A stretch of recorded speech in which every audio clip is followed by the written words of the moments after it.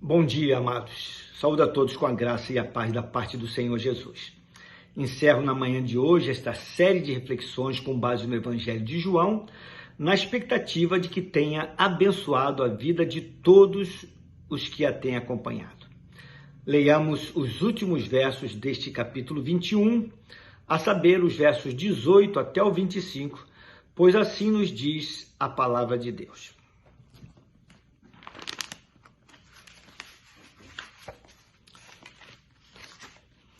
Em verdade te digo, que quando eras mais moço, tu te cingias a ti mesmo e andavas por onde querias.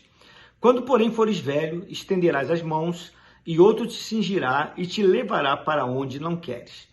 Disse isto para significar com que gênero de morte Pedro havia de glorificar a Deus. Depois de assim falar, acrescentou-lhe: segue-me. Então Pedro, voltando-se, viu que também o ia seguindo o discípulo a quem Jesus amava, o qual nascia se reclinara sobre o peito de Jesus e perguntara: Senhor, quem é o traidor? Vendo, pois, Pedro perguntou a Jesus: E quanto a este? Respondeu-lhe Jesus: Se eu quero que ele permaneça até que eu venha, que te importa? Quanto a ti, segue-me. Então se tornou corrente entre os irmãos o dito de que aquele discípulo não morreria. Ora, Jesus não dissera que tal discípulo não morreria, mas se eu quero que ele permaneça até que eu venha, que te importa? Este é o discípulo que dá testemunho a respeito destas coisas e que as escreveu. E sabemos que o seu testemunho é verdadeiro. Há, porém, ainda muitas outras coisas que Jesus fez. Se todas elas fossem relatadas uma por uma, creio eu que nem no mundo inteiro caberiam os livros que seriam escritos. Meus queridos, logo após ter confrontado Pedro e percebido seu arrependimento, Jesus, mais uma vez, fez uso de um recurso de linguagem que por diversas vezes utilizou durante o seu ministério. Ele disse: em verdade te digo, dirigindo-se a Pedro. Expressão essa que no original grego significa literalmente amém, amém, eu declaro. E que tinha por objetivo chamar a atenção dos ouvintes para uma verdade importante que seria dito logo a seguir. Jesus então falou: em verdade te digo, que quando eras mais moço, tu te cingias a ti mesmo e andavas por onde querias. Quando, porém, fores velho, estenderás as mãos e outro te cingirá e te levará para onde não queres. Com tal afirmação, Jesus predisse a morte de Pedro, quando então aquele discípulo seria preso, acorrentado e levado para ser executado. O futuro de Pedro era promissor? Sim, era. Pedro só morreria desta forma porque desenvolveria com o tempo um amor leal genuíno para com o Senhor Jesus, que o levaria até as vias de fato, sendo que até na hora da sua morte, ele glorificaria a Deus. Pedro tinha consciência de que não morreria de causas naturais. Tanto é que afirmou na sua segunda carta à igreja, no capítulo 1, no verso 14, já no final da sua vida, referindo-se à morte da cruz, a qual seria submetido e que já era iminente. Estou certo de que estou prestes a deixar o meu tabernáculo como efetivamente nosso Senhor Jesus me revelou.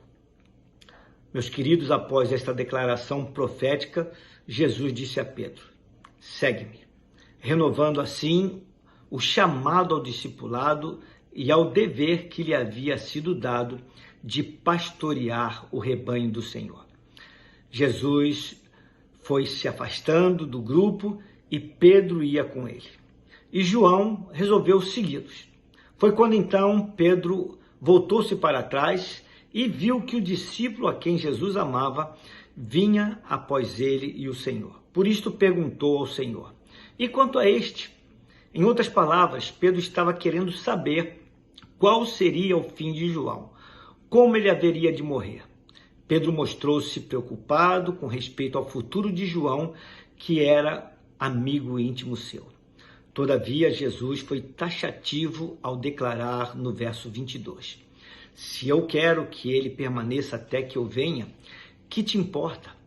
Quanto a ti, segue-me. Mostrando com isto que o que Jesus decidira a respeito de João não deveria importar a Pedro, devendo este manter-se firme na resolução de segui-lo. Pedro deveria focar naquilo que Jesus tinha para a sua vida, ao invés de preocupar-se com o que ele tinha com respeito aos demais. A ênfase desta declaração de Jesus não estava na pessoa de João e do seu destino, mas no fato de que Pedro deveria focar na ordem que lhe fora dada. Segue-me. Muitos na comunidade de fé da igreja primitiva interpretaram erroneamente esta declaração, passando a acreditar que João não morreria. E para desfazer tal equívoco, é que foi esclarecido no verso 23. Ora, Jesus não dissera que tal discípulo não morreria, mas se eu quero que ele permaneça até que eu venha, que te importa? O verso 24 revela que João ainda continuava a testemunhar, portanto, ele continuava vivo. Por isso, se o entendimento errado persistisse, no dia em que João viesse a morrer, os irmãos na fé teriam a sua fé abalada. Por tal razão, este entendimento errado foi aqui desfeito. No verso 25, finalmente nós lemos: há, porém, ainda muitas outras coisas que Jesus fez. Se todas elas fossem relatadas uma por uma, creio eu, nem no mundo inteiro caberiam os livros que seriam escritos. Todas as coisas que João relatou neste seu evangelho representam uma mínima parte de tudo o que Jesus fez. Este verso é um exagero? Ou é tão somente uma força de expressão? Não, nem uma coisa, nem outra.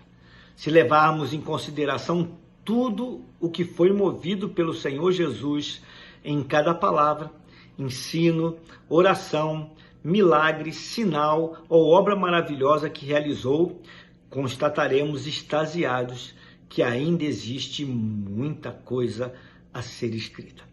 Se levarmos em conta todas as implicações, tão somente da sua vinda a este mundo, da sua morte na cruz e da sua ressurreição, perceberemos quantas verdades ainda poderiam ter sido escritas pelos escritores sagrados.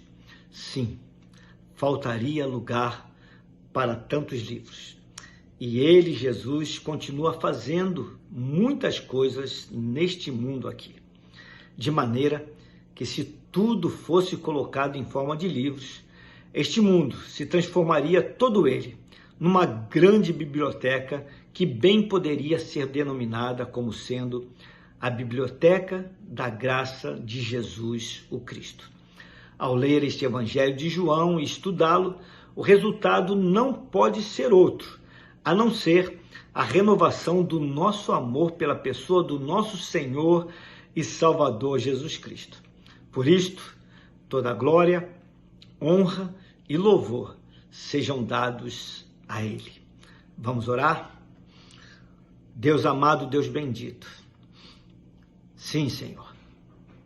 Se todas as coisas a teu respeito, de cada oração, de cada palavra, de cada sinal, de cada atitude do Senhor, fossem escritas, colocadas em livros, não caberiam nas bibliotecas do mundo.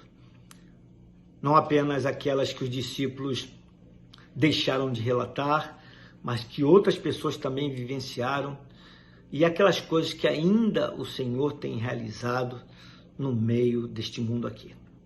Obrigado, Senhor Deus, por coisas tão preciosas e tão poderosas.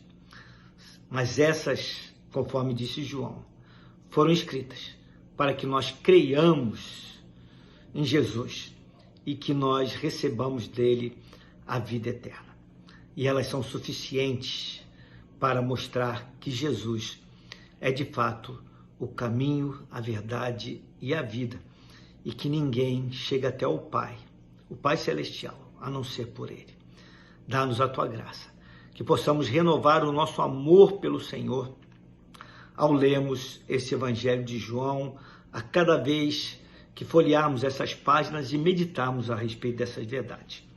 Louvado seja o teu nome, tu és precioso e amado de nossas almas, e nós queremos dizer mais uma vez que nós somos felizes contigo. Muito obrigado por todo o ensinamento da tua parte. É a oração que fazemos no nome precioso que é o teu nome, Jesus. Amém. Meus queridos, tenham um abençoado final de semana. Fiquem na paz do Senhor.